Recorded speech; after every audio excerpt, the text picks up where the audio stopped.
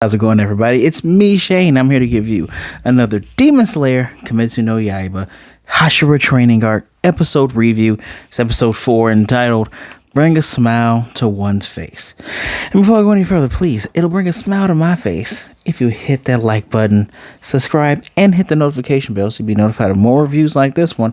And if you want to support me even further, go ahead and click that link. It's my Patreon right there.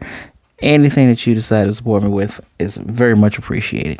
It'll make Nesco smile too if you hit that like button too. So, as you see, I have some technical difficulties here, but that's okay.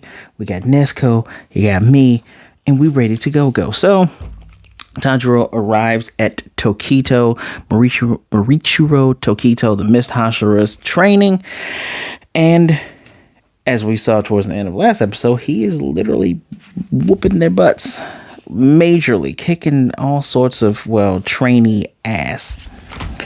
And it's, I actually didn't know how to approach reviewing this one, because it's an interesting episode. And by interesting, I don't mean like, ooh, ah. It's interesting as in these Hashira training arc episodes, at least as of right now, because we haven't seen a major villain to have to fight yet, have served to make you care even more about the Hashira, right?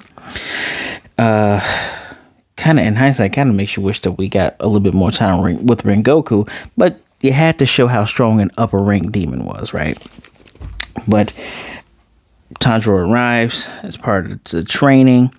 I believe Tokito is teaching the members how to move better with their sword fighting, where Tengen was getting their basic training and their stamina up. This feels like it's trying to train them in sword techniques, because he's teaching them like, hey, move forward. If you hesitate, you die. If you stop, you die. Even if you get hit or one of you goes down, 9-1, you lose somebody that could prove fatal. So he's kind of teaching them the basics of how to fight a daemon. His crow is back, the lady crow that talks all sorts of shit. I love that Tanjiro's crow says, will you please, not even will you please, will you shut up? That is hilarious. I'm happy that the crow spoke up, because she was annoying. She is the Tokito fangirl, and a little cut-in even shows him tickling her, and while she has that mad crow look, it's flowers all around her, so you know she's loving it. Again, the core members are asking Tanjiro help with a Hashira. Remember in the Swordsmith Village arc, Tokito was very matter of fact to the point of just being blunt and mean, because I'm gonna have to pour a little bit of myself in this. I dislike it when people use being blunt as a reason to be a mean asshole. That's not what Tokito is doing. He had memory loss, and this is kind of how he's been programmed, at the moment. It seems like he picked up a lot of his twin brother's traits, but here, he's not being mean he's not being mean on purpose. But personally, I hate it when people say, oh no, I'm just blunt. No, you're just trying to be an asshole, which is not what Tokito's doing. He's very, very rough on them. And they even asked Tanjiro for help. And Tanjiro's like, well, look, he's training us every day by himself from sun up all the way to sundown. And they even note that Tokito leaves the premises every night. They don't know that he has secret training. They don't know he's secretly training with Wen Hashira Shinazugawa. I will figure out his first name, because I know his little brother's name is Genji, and Iguro, the Snake Hashira. So look, I'm learning their names instead of, Wen dude with bloodshot eyes and Snake Hashira, right? But he trains with them every night, and the one trainee in particular says, yeah, no, you train us every day, and I see you go out, and then when you come back, I saw you in the morning, you wash off your bruises with whatever you've been doing.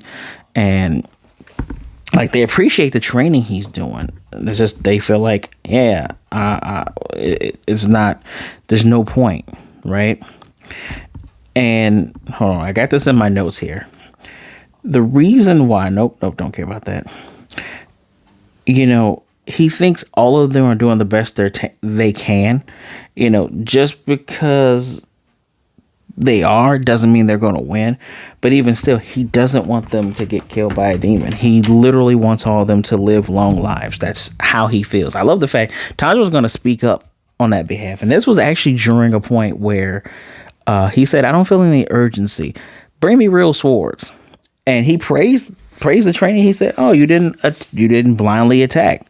You're learning." That's because he didn't want to get cut. Like he did the thing was like, yeah, you would have died 3 times. Died again. You died again. Right. I believe his name's Hanamori, but I wrote in my notes Kanamori, the swordsmith that was in charge of Tokito of making his blades and everything like that. He's there. Tokito had requested for him to be there so his swords can stay in tip-top condition, because we know Tokito is very hard on blades. As a matter of fact, to test and show how sharp those blades are, thanks to Hanamori, he took a paper airplane, which he enjoys making. We got a little bit insight about him inside this episode. And when he threw it and had Tanjiro hold the blade, this thing just cut straight in half. That's sharp. The master had honored his request, even built that whole room for Hanamori to do just that. And Tokito speaks very fondly of the master. You know, he's a great guy. He's always thinking of us. We wish he would think about himself given his condition, right? Best.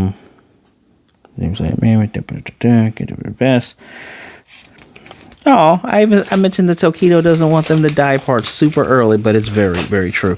Now, what's funny here, this is some kind of, I don't want to call it favoritism, but it feels as though when people get around Tanjiro, they can't help but be friendly with him afterwards, because Tokito speaks so happily with Tanjiro. As soon as he comes in, he's like, "Oh, Tanjiro-kun." He's smiling. He's happy.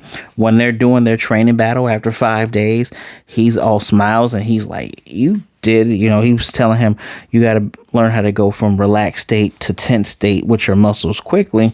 He's like, you did exactly what I asked you to do. You could go to the next stage. And he's like, dang, after 5 days? And the other's like, we've been here 2 weeks. Yeah, so what? His expression, I love the change. His expression went from happy to just deadpan gloom all around him, saying, practice some strikes and then strike the dummies until they break.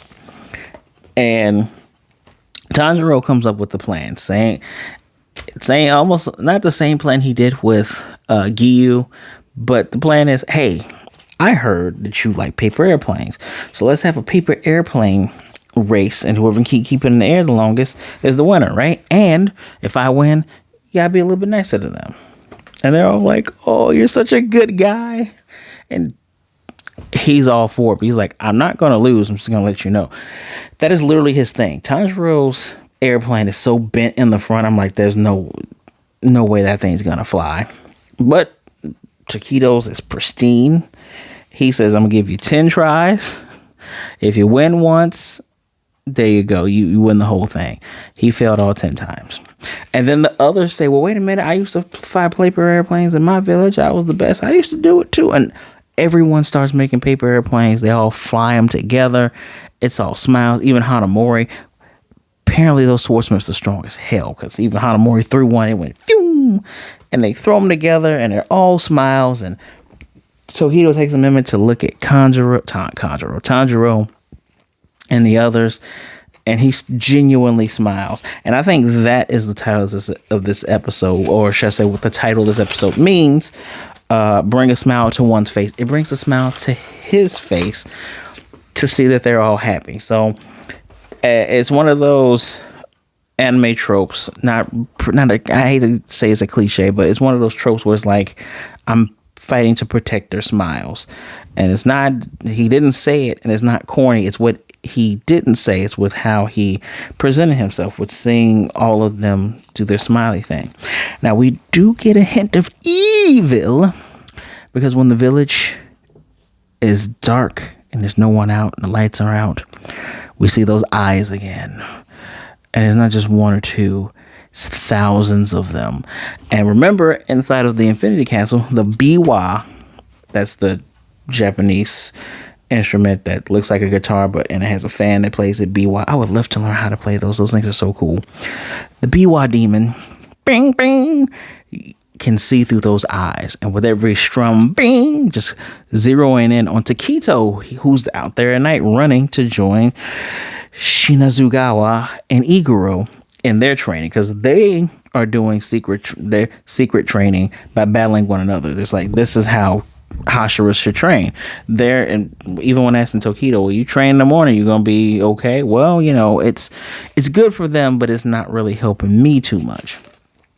So there, and even Tokito says, he's smiling with them too, by the way. So it seems like he's a little bit more open with his fellow Hashiras as well, ever since getting his memory back.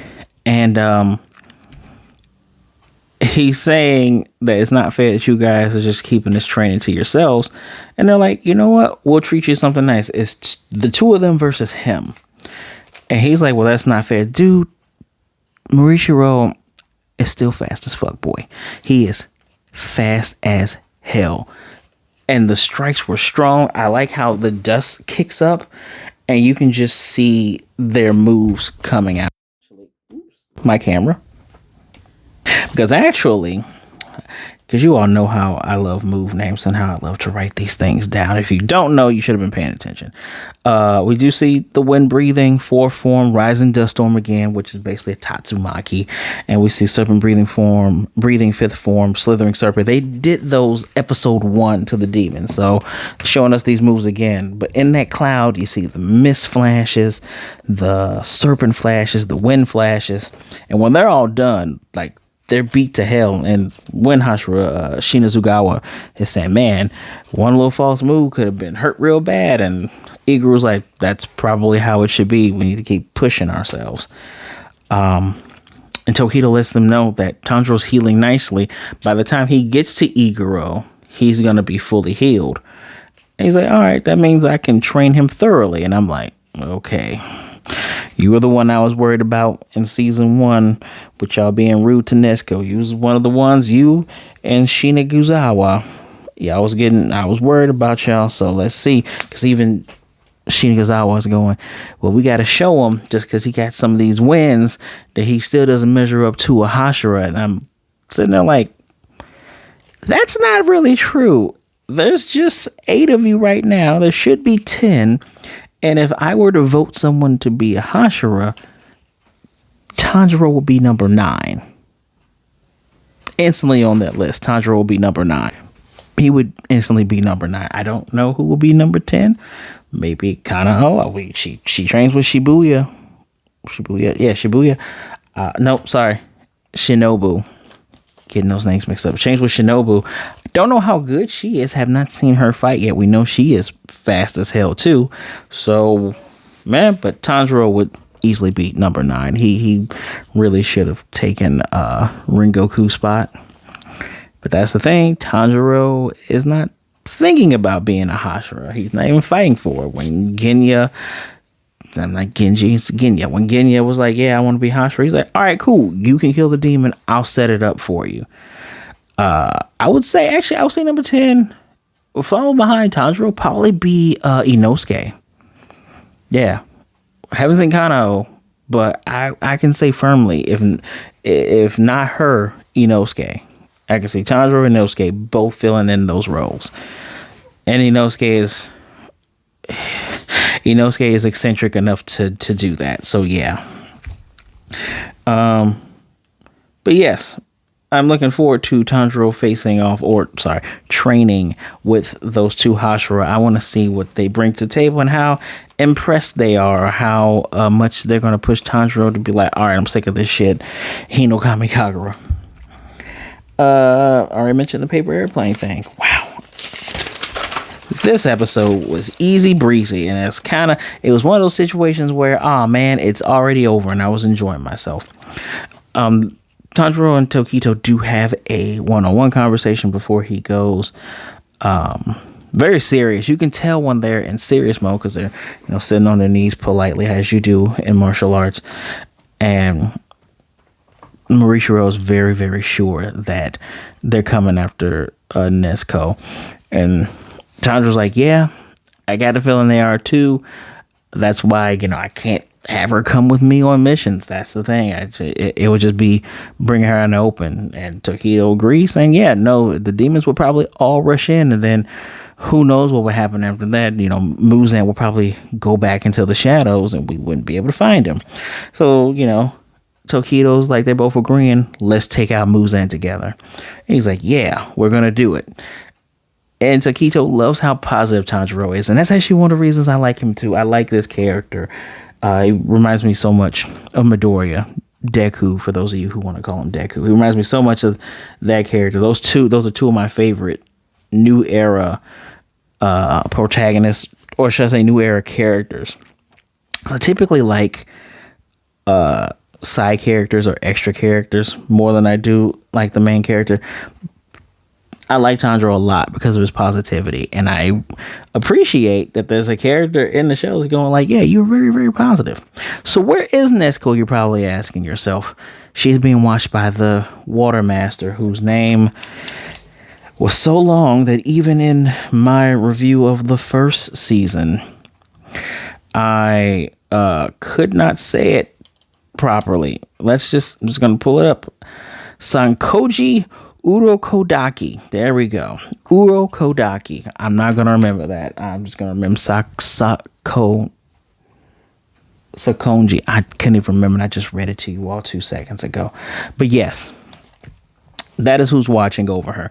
He watched over her before. So yeah, that's a good person to make sure she's okay. Then now Tanjiro's going to move on and move forward. So should I do the Taisho, or should I tell you who he moves to first? You know what? I'll tell you about the Taisho secret, and then we'll tell you who he moves on to, because that's the order they did it in. So the Taisho secret is Mauricio was said to have nerves of steel, and he would even sleep through thunderstorms and lightning strikes. And Tokito goes, you make me sound like I'm insensitive. He says, I also heard he had a strong will and nothing could break his appetite. And what made Tokito smile is he says, it makes me happy to hear that I had the personality of my older brother while my memory was gone.